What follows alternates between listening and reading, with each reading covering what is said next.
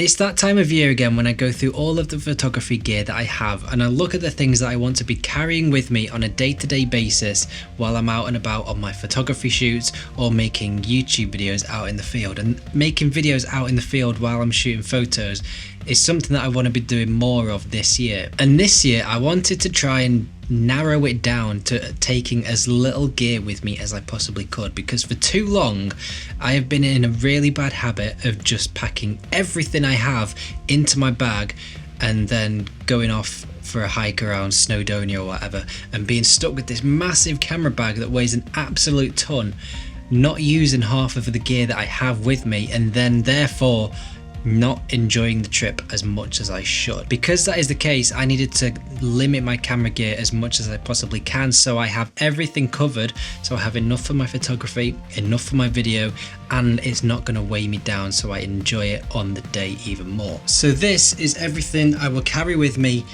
this year 95% of the time when I go out to take photos and make videos. There are a couple of extra little things that I will come on to that aren't necessarily in my bag all of the time, but they might come and go. But this is my minimalist camera bag, if you like. So the bag itself, the Peter McKinnon everyday travel bag, and I've been using this for a couple of years now. I absolutely love it. It's not let me down once. It's a bit muddy, a bit scratched, but that's no bad thing. It shows that it's being used.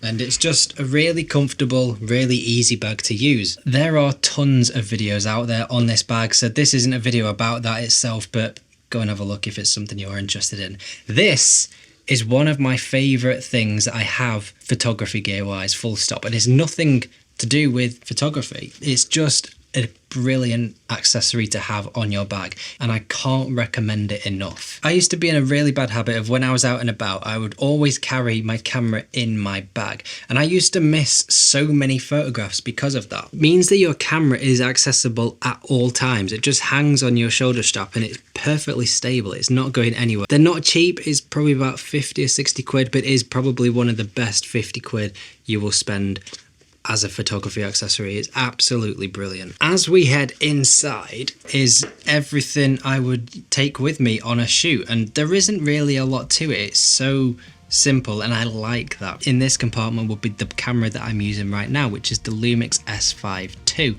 I have made loads of videos on the Lumix S5 II. It is my favourite mirrorless camera that I have used to date. I use it every single day. I've not really got a bad thing to say about it, if I'm honest. I would just highly recommend it. But I also carry with me the original Lumix S5, which is again a brilliant camera. This is the camera that made me switch to Lumix from Sony, and then when I got this, the S5 II came out, and I think since then my photography and video has improved so much just because I've found gear that I really enjoy using. It's not that I didn't enjoy using Sony gear, but as soon as I started using this, I just fell in love with the colours and things like that, and all geeky photography stuff. But yeah, S5 II and the original S5 are the two cameras I will carry around with me all of the time. Lens wise, I will typically carry 3 lenses with me at all times, one of them being the 20 to 60mm kit lens that I'm using right now to film this, and it is genuinely a really good kit lens to have in your bag. Usually with kit lenses I'm a bit iffy because they have a variable aperture, they can be a little bit soft, they're not the quickest to focus either, but the Lumix 20 to 60 is one lens that I would definitely recommend having in your bag if you have it. The other lenses I carry with me are the Lumix S35mm f1.8 prime lens, and also, as I have here on the S5, the 50mm S1.8 prime. And the reason I carry these two with me, even though they are fairly similar focal lengths, but I personally find that typically the most pleasing focal length to use for my photography. I don't know if that's because it roughly equates, as people say, to what the human eye sees. I'm not sure what the specific reason is. It might just be that a lot of the photographers that I follow are shooting at that focal length, and then that has inspired me to be similar. I'm not really sure. So let's move on to audio. I carry around the Rode VideoMic Pro Plus, and it has not let me down once. I reckon I've had this for 4 or 5 years. I very rarely need to charge it, but this is just a beast. I've thrown it around and chucked it into bags and it's not damaged it. It still works perfectly. It sounds great. And it just makes recording audio really easy. It just sits on top of your camera and you know you're going to get a good quality audio from it. I do also carry with me, and I've started using this a lot more, this is the Rode Wireless Go, and it is the original Rode Wireless Go. I've not bothered to upgrade to the Rode Wireless Pros or the Wireless Go 2s.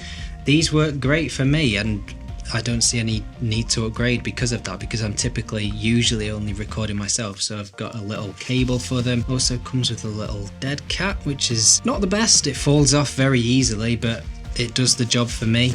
And I also carry with me, if needed, a little lapel mic which plugs into the Wireless Go transmitter. Using the Wireless Go is brilliant if I want to be slightly further away from the camera. So usually if I'm out and about making a video, I will just use these instead of the Pro, but the Pro does give me slightly better audio quality if I'm going to be close to the camera. It's great for vlogging with. Wireless Go's, I've started using these a lot more than I have previously. Moving on further, I also carry this, which is my favourite filter set from Nissi. I've forgotten what it's called. I think it's called the Swift filter.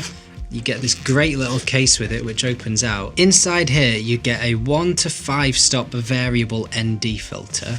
You also get a 6-stop hard ND filter, which is also variable. I'll come on to that in a second. That's my favourite feature of this. But you also get a mist filter as well, and you get a cap to stick over them if you keep it on your lens. But I also carry with me some step rings, which are really useful because by using these, it means you've not got to buy different size filters for your lenses. So this filter, for example, is 82mm. The filter thread size on the lens is 67mm. So by using these, I can then just use that one bigger filter on the smaller lens, and I can use that on all of my lenses. Going back to this 6-stop hard ND filter, this is the variable part. So we have a 1 to 5 stop variable ND filter.